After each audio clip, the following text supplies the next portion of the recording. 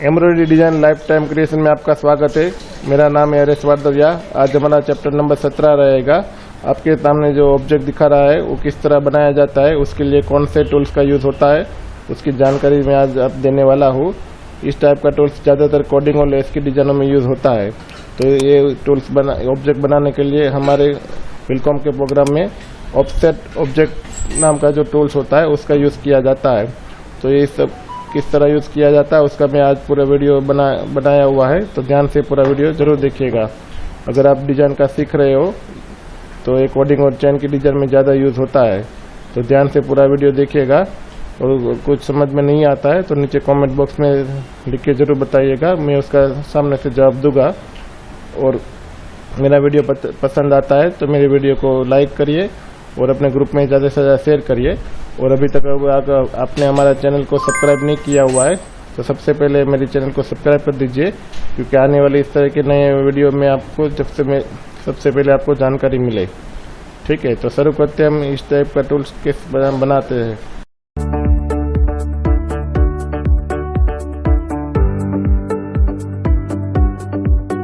तो फ्रेंड्स, मैंने आपके सामने जो ऑब्जेक्ट दिखा रहे हैं वो थोड़े मैंने निकाले हुए हैं।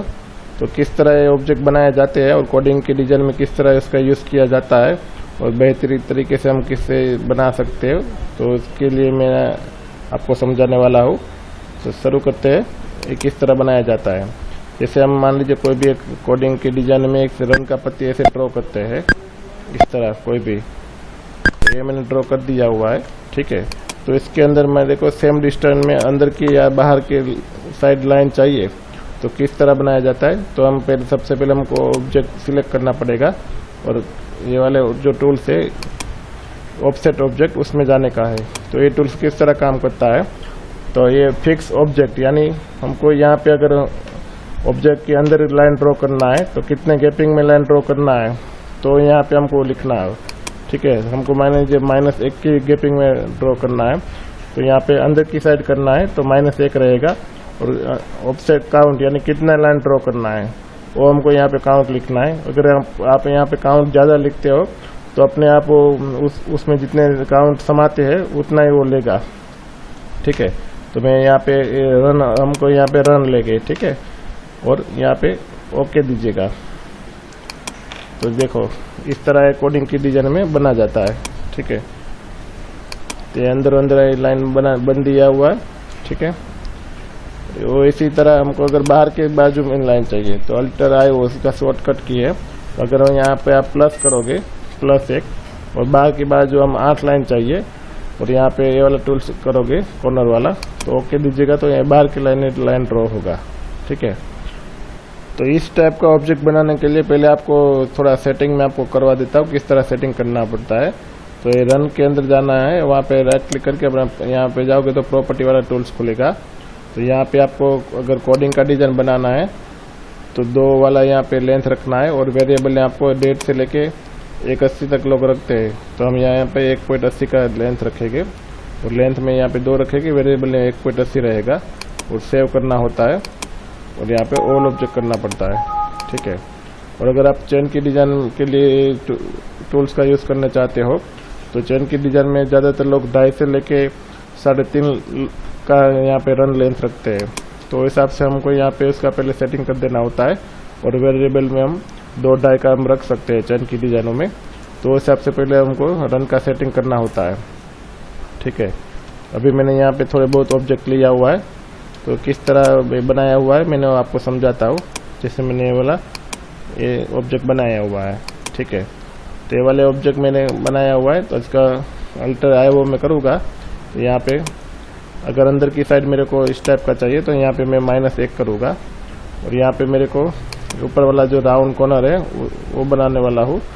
तो राउंड कॉर्नर बनाया, यहाँ पे रन का रखा हुआ है और ओके दूंगा, तो इस टाइप का ये राउंड कॉर्नर बना है। ठीक है, देखो नीचे जैसे बनाया हुआ है वो सबसे यहाँ पे ऊपर की साइड बन गया। तो आपको इस टाइप का अगर राउंड शेप वाला चाहिए तो मैंने जो आपको बताया उस हिसाब से बनाना है। इसको हम डुप्लीकेट करके अलग से रखते हैं। अगर आपको फिर से अल्टर आए वो दबाना है। अगर हमको ये स्टेप में कॉर्नर वाला चाहिए तो यहाँ पे एक कॉर्नर करोगे यानी एंगल वाला और ओके दीजिएगा, तो इस टाइप का ऑब्जेक्ट बनेगा। यहाँ पे जैसे मैंने बताया हुआ है। ठीक है, तो दोनों में क्या डिफरेंस है वो मैंने आपको समझाया। जैसे ये वाला टूल्स यूज़ करते हो और कॉर्नर वाला सिलेक्ट करते हो तो इस टाइप का टूल ऑब्जेक्ट बनेगा। और यहाँ पे इसमें अगर आप कॉर्नर वाला करते हो तो इस टाइप का टूल्स बनता है, ऑब्जेक्ट बनता है। तो हम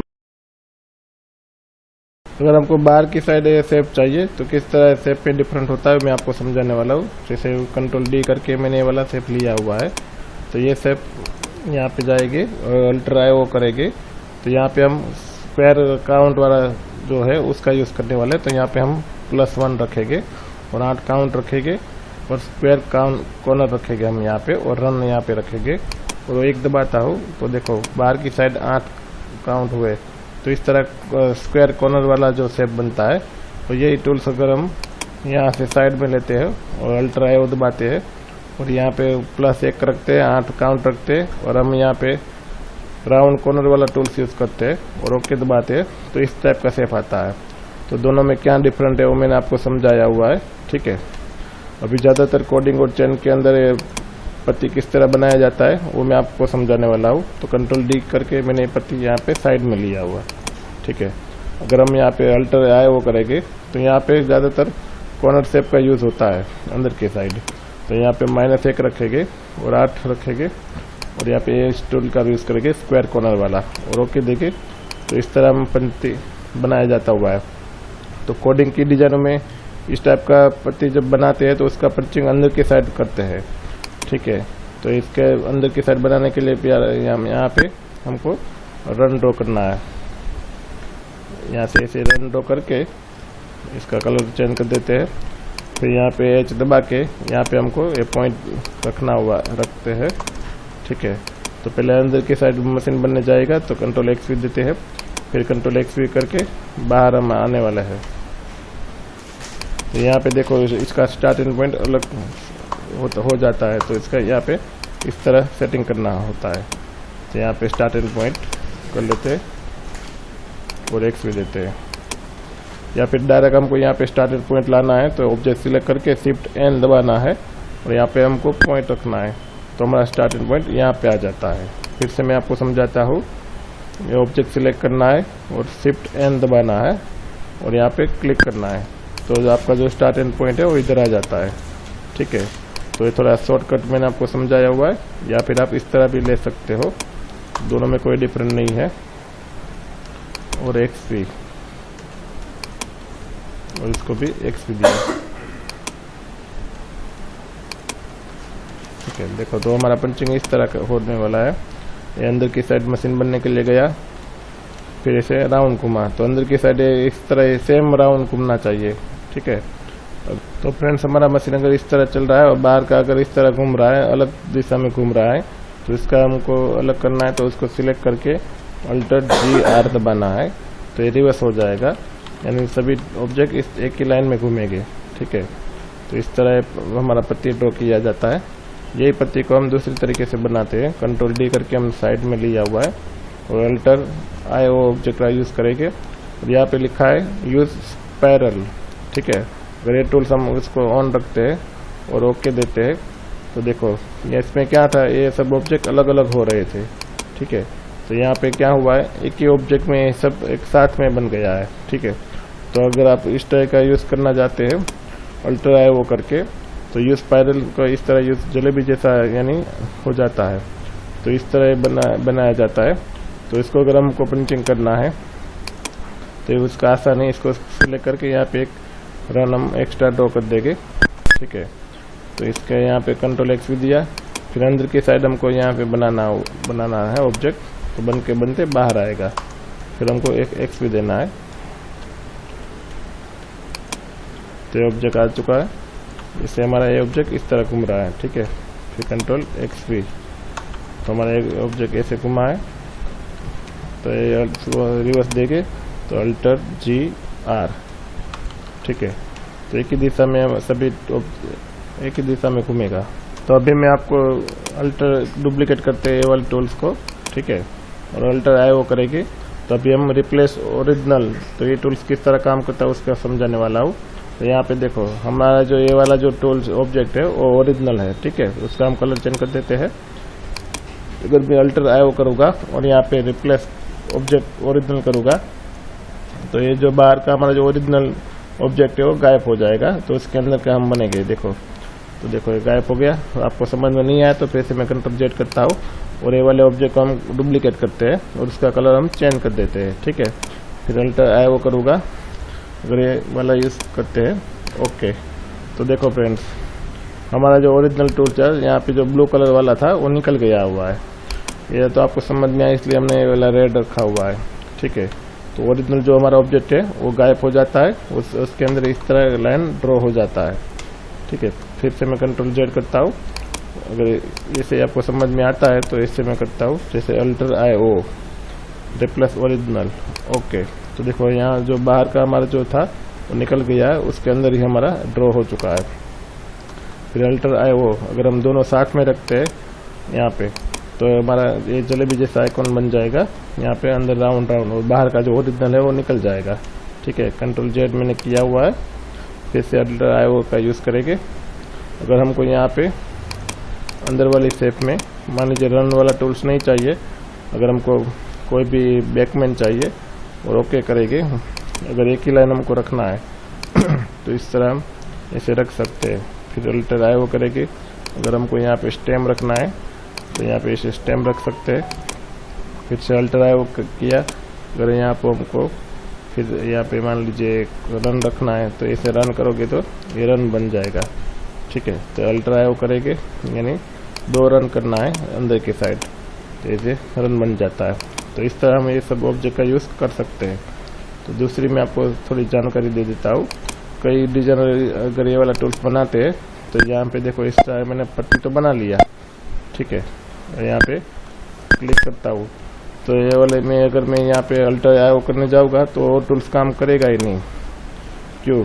तो इसके लिए यहाँ पे ये ऑब्जेक्ट अगर आप बनाते हो तो इसका दोनों का स्टार्ट और एंड पॉइंट दोनों जॉइंट होना चाहिए। वो आप पॉइंट थोड़ा ध्यान में रखिएगा तो ये टूल्स काम करेगा यहाँ पे। तो फिर से मेरे को ये वाला ऑब्जेक्ट ड्रॉ करना पड़ेगा। फिर से मैं डिलीट किया, सिलेक्ट किया। जब हम ऑब्जेक्ट बनाते हैं तो इसके ऊपर ही हमारे ऑब्जेक्ट पूरा होना चाहिए, तो ये ऑब्जेक्ट काम करेगा। अल्टर देखो ऑब्जेक्ट वाला, वरना ऑब्जेक्ट काम नहीं करेगा। ज़्यादातर कोडिंग और चेन की डिजाइन में अगर हमको कोई कोड रन या डंडी बनाना है तो यहाँ पे इसको इनपुट सी का यूज़ करते हैं। तो इनपुट सी में राइट क्लिक करना है और प्रॉपर्टी में जाना है। तो यहाँ पे उसका हम विथ जो है वो 1 का कर देते हैं और यहाँ पे सेव में जाके यहाँ पे ऑल ऑब्जेक्ट करना है तो ये हमारा सेव हो जाएगा, ठीक है। तो अभी हम कोई भी इनपुट सी का यूज़ करेंगे तो उसका जो थिकनेस रहेगा वो 1 mm का रहेगा। तो ये मैंने डंडी ड्रॉ कर दिया हुआ है। अगर इसके बॉर्डर मेरे को चाहिए तो अल्टर आई ओ में करूँगा। यहाँ तो अल्टर आई ओ ऐसे होता नहीं है, तो उसके लिए हम ऑब्जेक्ट को सिलेक्ट करके यहाँ पे पहले हमको कंबाइन करना रहेगा। ये मैंने कंबाइन किया, फिर अल्टर आई ओ किया। यहाँ पे 0 हमको उसके ऊपर ही ड्रॉ करना है तो यहाँ पे 0 रखेंगे और एक ही काउंट चाहिए। और यहाँ पे राउंड शेप का यूज़ करके राउंड कॉर्नर का और ओके दीजिए। तो देखो इस तरह हमारा ये बॉर्डर बन चुका है। वो हिसाब से अगर आपको कोई पत्ती वगैरह बनाते हैं, जैसे इस तरह मैंने पत्ती बनाया हुआ है, उसका अगर आपको आउटलाइन चाहिए तो अल्टर आई ओ करोगे, वो इस तरह सेटिंग करोगे तो इसका बॉर्डर ऑटोमेटिकली बन जाता है, ठीक है। तो थोड़ा ध्यान रखिएगा। और दोबारा 2 पार्ट का अगर कोई है, जैसे मैंने डंडी ड्रॉ किया और यहाँ पे इस तरह डंडी ड्रॉ किया, ठीक है। इनको थोड़ा नीचे ले लेते हैं। अगर इसका हम दोनों सिलेक्ट करके इसको कंबाइन करना है पहले, तो कंबाइन कर दिया। फिर अल्टर आई ओ किया और रन टूल्स यहाँ पे किया तो वो दबाऊंगा तो देखो इस तरह हो चुका है, ठीक है। तो इस तरह ऑब्जेक्ट का हम यूज़ कर सकते हैं। तो फ्रेंड्स मैंने आपको काफ़ी सारे ऑब्जेक्ट बना के दिखाया हुआ है। तो आपको वीडियो में अगर कुछ ज़्यादा जानकारी चाहिए तो नीचे कमेंट बॉक्स में ज़रूर लिख के बताइए कि इसमें आपको क्या समझ में नहीं आया है। तो उसका मैं नया वीडियो बना के ज़रूर आपको बनाऊँगा। और मेरा वीडियो अगर आपको पसंद आया तो मेरे वीडियो को लाइक करिए, शेयर करिए। और मेरे चैनल को अभी तक आपने सब्सक्राइब नहीं किया तो सबसे पहले सब्सक्राइब कर दीजिए, क्योंकि आने वाले नए वीडियो सबसे पहले आपको मिले। तो आशा करता हूँ मेरा वीडियो आपको पसंद आया होगा। Thank you.